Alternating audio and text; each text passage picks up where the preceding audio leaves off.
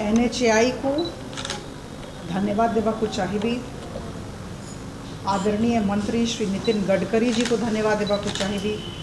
आदरणीय प्रधानमंत्री श्री मोदी जी को धन्यवाद देवा को चाहिए जे एनएचएआई तरफ बहुत महत्वपूर्ण जगार जो सबू डिमांड लोक मैंने करते मोर संसदीय क्षेत्र लोक मैंने जो सबू इंफ्रास्ट्रक्चर डिमांड करते से सबू दाबी पूर्ति दिगरे मते बहुत साहाय्य करिसेंती। मु आपण समस्त को जनवा को चाहिए जे अल्प दिन भितरे हमर नॉर्थ भुवनेश्वर उत्तर भुवनेश्वर हंसपाल ठारे 24 कोटी टंकार ओवरब्रिज को स्वीकृति दे देछंती और वर्तमान काम आरंभ हो जाइछि।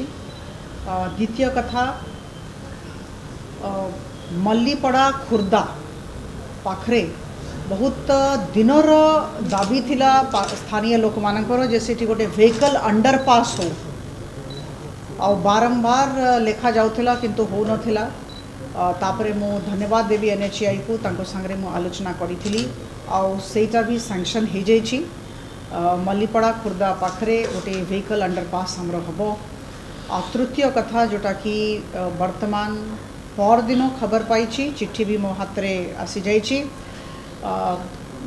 बहुत पुराना दाबी थिला लोक मानकर जे शहीद नगर आउ जे श्यामा प्रसाद मुखर्जी पार्क सत्संग विहार पाखरे या मझिरे गोटे फुट ओवरब्रिज हो आउ से फुट ओवरब्रिज पाई मु चिट्ठी लिखी मु आलोचना करी बारंबार आलोचना करी आउ यार जस्टिफिकेशन देइथिली कौन पाई एटा हेबा दरकार। देखो जिते बड़े कौन सी प्रकार प्रोजेक्ट सैंक्शन करा होची सेते बड़े तार जस्टिफिकेशन देवा को पड़ी पारे करने को पड़े। तो से दिगरे मु कहबी जे एई जे 25 लाख टंकार से फुट ओवरब्रिज शहीद नगर आउ श्यामा प्रसाद मुखर्जी पार्क सत्संग विहार पाखरे या मझरे सेटा भी सैंक्शन हो जाइछि और यही कामटा भी बहुत शीघ्र आरंभ होबो।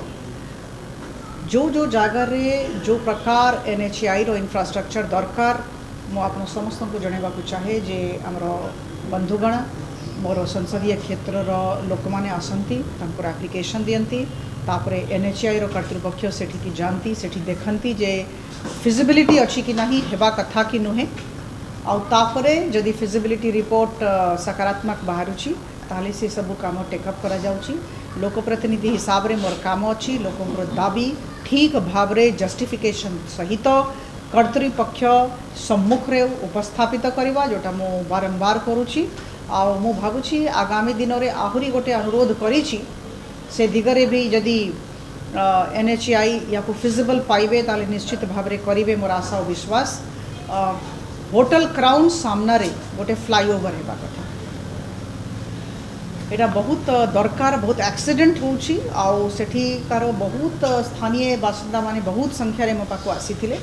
तो से विषय रे भी मो वर्तमान चिट्ठी लिखी 14 जनवरी 2021 किछि दिन तले चिट्ठी लिखा जाइछि आउ तापरे मो एनएचएआई रो अथॉरिटी मानको संगे कथा भी हेछि। मो भाबुछि आगामी दिन रे याको सकारात्मक भाव रे नै कि ए दिगरे भी सैंक्शन इश्यू करिवे।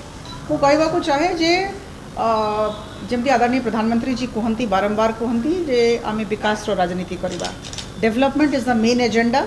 विकास को बहुत गुरुत्व दिया होउछि आ वर्तमान आमे जिते भी कथा कहवा जिते भी भाषण देवा सबुठू बड़ कथा होउछि आमे लोक मानकर कथा सुनी कि तांकर समस्या रो समाधान करूछु कि नहीं।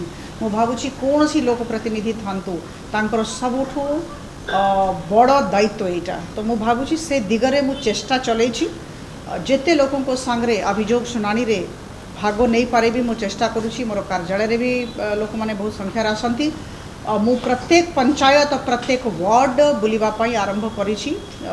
गुड़ेक पंचायत गुड़ेक वार्ड हो गलानी और सेठी जाइकी भी लोक मान संगे आलोचना कले गुड़ेक प्रॉब्लम रो स्टेटमेंट पाउछि प्रॉब्लम कहती आउ तापरे से स्पॉट को जाइकी देखा पड़ुछि जेटा सतरे हेबा कथा कि गोटे कथा आसी जाउछि किंतु आमे समस्ते जाइकी लोकों को संगे जाइकी सेठी देखि दउछु तापरे जो भी अधिकारी अछंती संपृक्त अधिकारी तांको संगे मु आलोचना करुछि चिट्ठी लिखिकी दउछि आ तापरे परस्यू करबा को पड़ुछि।